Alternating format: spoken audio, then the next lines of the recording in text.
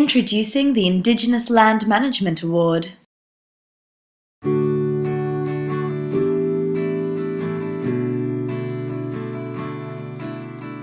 Yarrandurra, meaning strong earth in the Ngunnawal language, was an Aboriginal employment and training program forming part of the Caring for the Cotter project. Indigenous people trained in environmental regeneration and traditional land management help affect environmental and social outcomes. The project fostered partnerships and relationships across organisations and government agencies that have helped the trainees in developing their own stakeholders.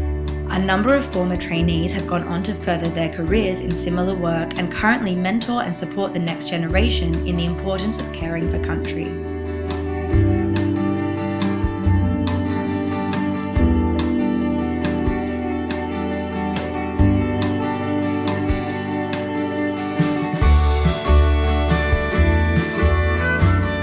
The success of this project is testament to the dedication of the 7 participants to learning through land management training and mentoring. Through the Conservation and Land Management Certificate, the participants have learnt about eradicating invasive weeds, controlling pest animals, revegetating native habitat, and protecting stream banks from erosion. This project has allowed them to implement best practice natural resource management locally and has led to many gaining employment in the rural sector. The project achieved significant improvements to the land, as well as the protection of cultural heritage sites, and has inspired local landholders to undertake similar land management work.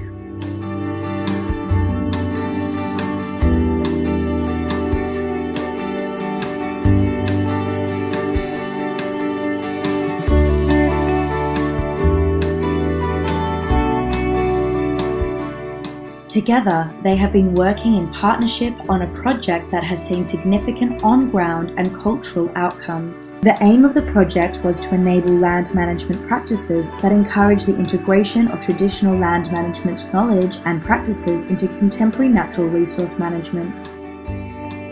The project also focused on the preservation of culture and aimed to build capacity for employment and foster stewardship of the land through skills development, training and knowledge. The project has taken pupils out to work on country with the rangers, conducted ranger training and implemented programs for crocodile, fire and weed management.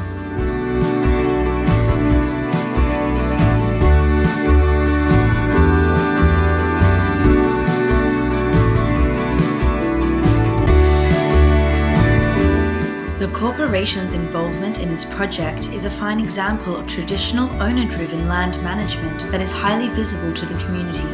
The site is the largest remaining patch of endangered coastal rainforest in southeast Queensland and home to the threatened water mouse and the endangered swamp orchid. The work undertaken included erosion remediation, the removal of weeds, marine debris, and 40 tonnes of road base that spilled into the spring. A high level of community, government, and traditional owner involvement clearly demonstrates the benefits of working in partnership with other groups to preserve and protect sites of shared cultural and economic significance.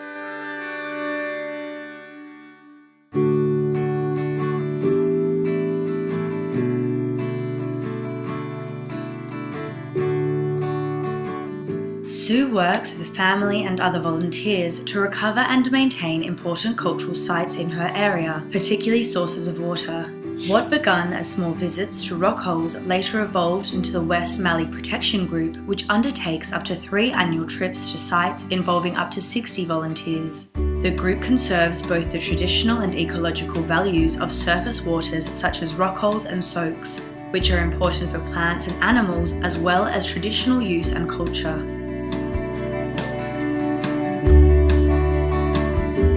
The passing on of traditional knowledge and skills to others demonstrates the respect for the culture and land held by her people.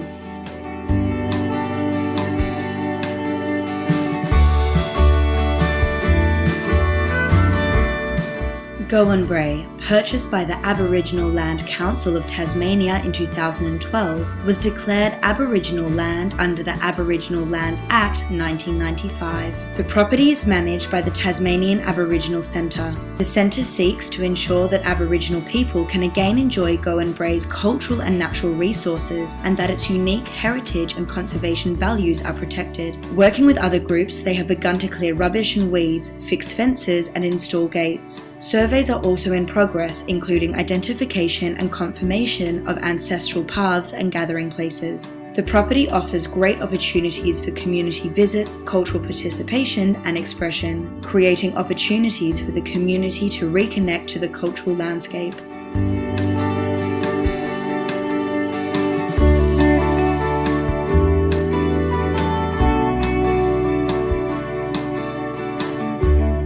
Ken Stewart has been working in cultural heritage since the 90s. He is a contact point for Indigenous people, building partnerships and ensuring they have a voice.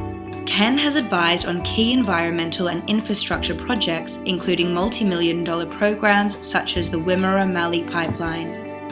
He has been a key figure in the repatriation of Aboriginal remains, and his ability to find practical, negotiated solutions to difficult and sensitive issues is widely respected. Ken says, "It's about working together to achieve a workable outcome for everybody. A lot of people think Aboriginal stuff is just about sticks and bones, but it's also about the environment, the trees, and the water."